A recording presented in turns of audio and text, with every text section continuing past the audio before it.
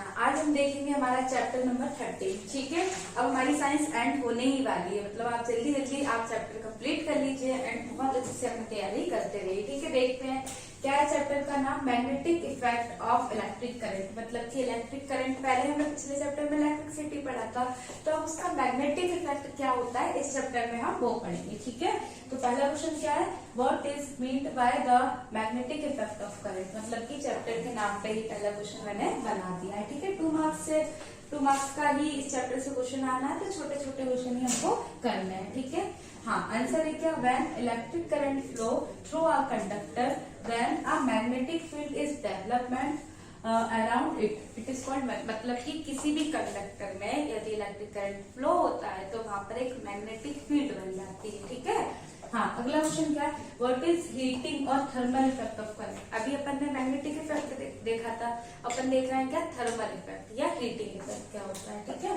तो ये तो आपको पता है, नॉर्मली है। ठीक, हाँ, क्या है, when current flow through a conductor then heat is produced, this effect of current is called heating effect of current. ठीक है, मतलब कि जब कंडक्टर में करंट फ्लो होता है तो एक हीट प्रोड्यूस होती है, वही उसका क्या है, थर्मल इफेक्ट है। ठीक है, हाँ, एग्जाम्पल क्या होता है, used in electric heater, electric iron. मतलब कि देखो मैं दिखाती हूँ, पानी की रोड जो होती है, आप सर्दियों में पानी गर्म करते हैं ना, उसका यही एग्जाम्पल है। ठीक है, हीटर, इलेक्ट्रिक हीटर, ठीक है, ये सब अपन देखते हैं कि जो मैग्नेटिक लाइंस होती है वो कैसी होती है। ठीक है, कोई भी मैग्नेट होता है ना, तो उसमें 2 पोल जरूर होते हैं। कौन कौन से पोल होते हैं, एक नॉर्थ पोल और एक साउथ पोल, एक ये दोनों। ठीक है, अब क्या होता है, जो मैग्नेटिक फील्ड जो होती है ना, वो नॉर्थ से साउथ की हो जाती है। ठीक है, और परपेंडिकुलर निकलती है यहाँ से।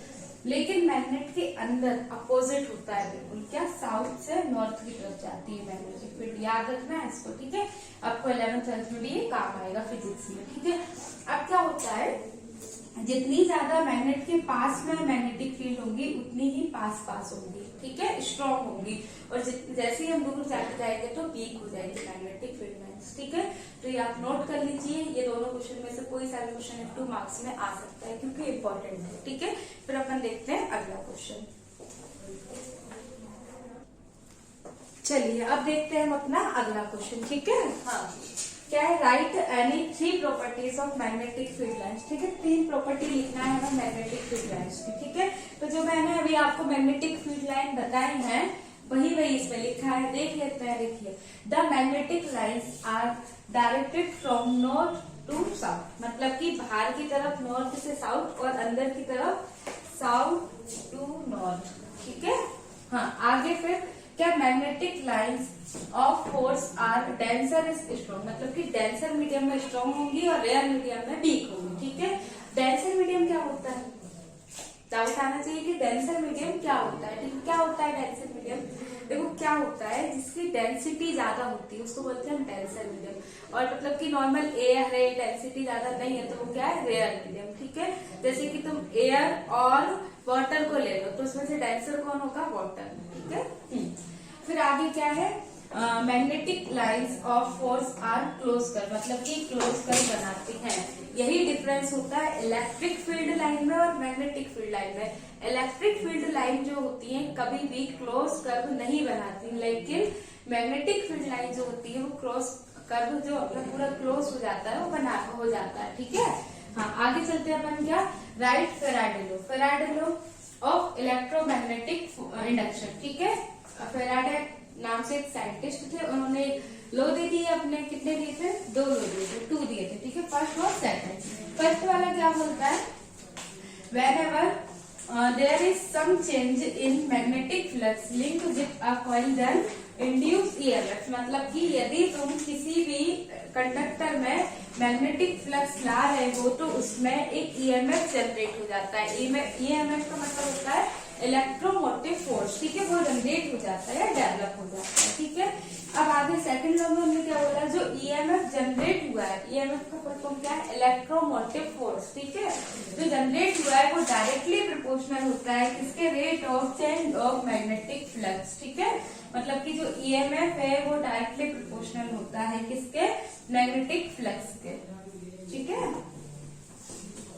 तो ये ध्यान रखना, दोनों एक दूसरे से लिंक है, फेराडे एंड गैलीलियो लॉ। और ये याद रखना, क्लोज कर्व बनाती है मैग्नेटिक फील्ड, इलेक्ट्रिक फील्ड नहीं बनाती, ठीक है।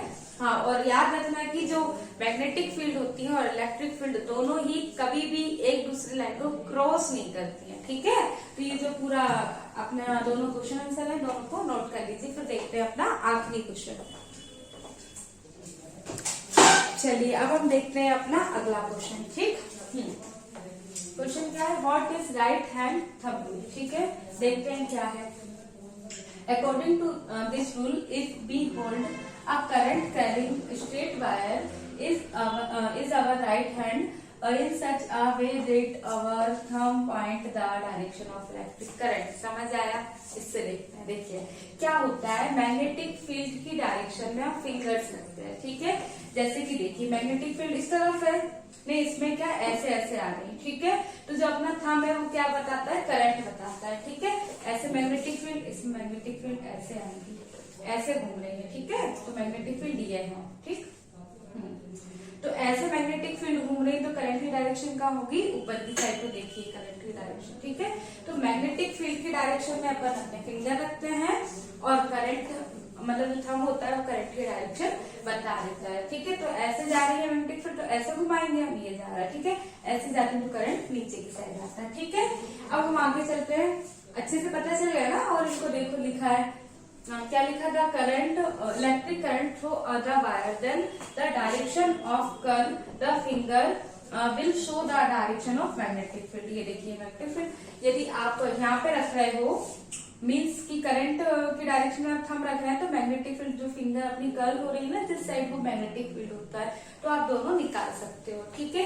अब एक और अंकल आते हैं, और ये शॉर्ट फॉर्म में मैंने लिख भी दिया है। फिंगर्स को कहाँ रखेंगे अपन, टर्न करेंगे मैग्नेटिक फील्ड की डायरेक्शन में, थंब आएगा वो करंट की डायरेक्शन बताएगा। अब एक अंकल और आते हैं, फ्लेमिंग अंकल, ठीक है। इनने भी एक राइट हैंड थंब रूल दिया है। इसमें क्या होता है, 3 फिंगर लेते हैं, थंब, 4 फिंगर, मिडिल फिंगर, ठीक है। तीनों को परपेंडिकुलर रखता है। देखिए परपेंडिकुलर कैसा होता है, पहले इससे देखते हैं। देखिए एक ये है, पता है परपेंडिकुलर मतलब 90 डिग्री का एंगल, ये दोनों 90 डिग्री हो गए। अब आप बोलोगे मैम तीसरा रख के बताइए, तो देखिए ये बाहर की तरफ निकला हुआ है। जो हम बनाते हैं ना ऐसे XYZ प्लेन बनाते हैं ना, ये Y मान लिया, ये X, तो आखिरी Z का होता है बाहर निकला हुआ ऐसा, इसी को हम पलट के ऐसा रख देते हैं, ठीक है। तो आप ऐसे ये Z लाइन बना देते हो, ये यहाँ नहीं होती, ये इन दोनों के परपेंडिकुलर होती है ऐसे, ठीक है। तो वही मैं प्रैक्टिकल आपको बता रही हूँ। ये आप देखो ये क्या है, यहाँ पे भी 90 डिग्री का एंगल बन रहा है, यहाँ पर भी और यहाँ पर भी। देखो तीनों साइड से आपको 90 डिग्री दिख रहा है। ऐसे ही अपनी फिंगर है, ये 90 इमेजिन कर पा रहे हैं, ठीक है। ये यहाँ से 90 बनेगा, ये पूरा है, ठीक है। पूरा अच्छे से हो नहीं पाता है फिंगर में। तो अब देखिए ये जो है, इसमें थंब जो होता है वो अपना मोशन बताएगा, किस डायरेक्शन में मोशन हो रहा है, ठीक है। 4 फिंगर जो है वो मैग्नेटिक फील्ड की डायरेक्शन बताती है, और मिडिल फिंगर जो है वो करंट की डायरेक्शन बताती है। और तीनों एक दूसरे के क्या होते हैं, परपेंडिकुलर होते हैं, ठीक है। तो ये जो क्वेश्चन है बहुत इंपॉर्टेंट है, दोनों में से कोई सा क्वेश्चन पूछ सकते हैं। दोनों में राइट हैंड का इस्तेमाल हो रहा है, यूज हो रहा है, ठीक है। तो अच्छे से आप कर लीजिए, ठीक है। देख लो इसको, स्क्रीनशॉट ले लेना। आप देखो, अब बात आती है एक और, क्या इलेक्ट्रिक मोटर क्या होती है। वैसे तो जो मोटर वाला क्वेश्चन आएगा या जनरेटर वाला बोल सकते हैं, वो आपके 5 नंबर के आंसर में आना चाहिए, बट 5 नंबर का आना नहीं है, तो मैं नॉर्मल एक्सप्लेन कर देती हूँ, आएगा नहीं वैसे, ठीक है। तो इलेक्ट्रिक मोटर जो होती है अपनी, वो किस पे बेस होती है, कौन सा प्रिंसिपल क्या होता है उसका, इलेक्ट्रोमैग्नेटिक इंडक्शन, ठीक है। उस प्रिंसिपल पे वर्क करती है। अब देखो इसमें 4 चीजें होती हैं, देख लेते हैं, डायग्राम से देखते हैं। ये डायग्राम देखिए, इसमें नॉर्थ पोल होगा, साउथ पोल होगा, ठीक है। फिर क्या होगा, इसमें एक कॉइल होती है ABCD, आपके बुक में देखना है NCERT में, ठीक है। फिर इसमें ब्रश होते हैं 2, B1 और B2, दोनों हाफ हाफ सर्कल में होते हैं, ठीक है। अभी एक वायर से जुड़ा हुआ है, और ये जो है अपना गैल्वेनोमीटर है, ठीक है। अब गैल्वेनोमीटर क्या होता है, करंट की डायरेक्शन, ठीक है। ये करंट ऐसे फ्लो हो रहा है, तो क्या होगा, ये जो कॉइल होती है वो घूमती है, ठीक है। मैग्नेटिक फील्ड भी जनरेट होती है, ऐसे जो अपनी मैकेनिकल एनर्जी है वो इलेक्ट्रिक एनर्जी में कन्वर्ट होती है, या मैग्नेटिक एनर्जी में अपन उसको कन्वर्ट कर सकते हैं। प्रिंसिपल उसका क्या होता है, इलेक्ट्रोमैग्नेटिक इंडक्शन, ठीक है। ये अपना हो गया ऐसे इलेक्ट्रिक मोटर पे काम, ठीक है। और ये जो क्वेश्चन है वैसे 2 मार्क्स में यही जो मैं क्वेश्चन मैंने बताया वो आ सकता है, ताकि आप अपने प्रिपरेशन को और अच्छा करते रहिए। एंड शॉर्ट वीडियो भी मैं कुछ डाल दी तो आप वो भी देख लीजिए, ठीक है, डायग्राम वगैरह जो है वैसे। और ब्लूप्रिंट के हिसाब से आप अब स्टडी कीजिए अपनी, क्योंकि देखिए पूरा तो हमने साल भर पढ़ा है, लेकिन अब हम क्या करेंगे, ब्लूप्रिंट के हिसाब से पढ़ेंगे। मान लिया कि इस चैप्टर से 5 नंबर का क्वेश्चन आना है, तो छोटे क्वेश्चन मत पढ़ो, अभी एक बार देख लो यदि पहले याद किए। और किस मतलब जो स्टूडेंट ऐसा है कि पहले कभी कुछ नहीं पढ़ा, तो उसको मैं सजेस्ट करूंगी कि वो ब्लूप्रिंट के हिसाब से ही पढ़े, क्योंकि टाइम नहीं बचा है, और अच्छे से पढ़िए। Thank you, best of luck.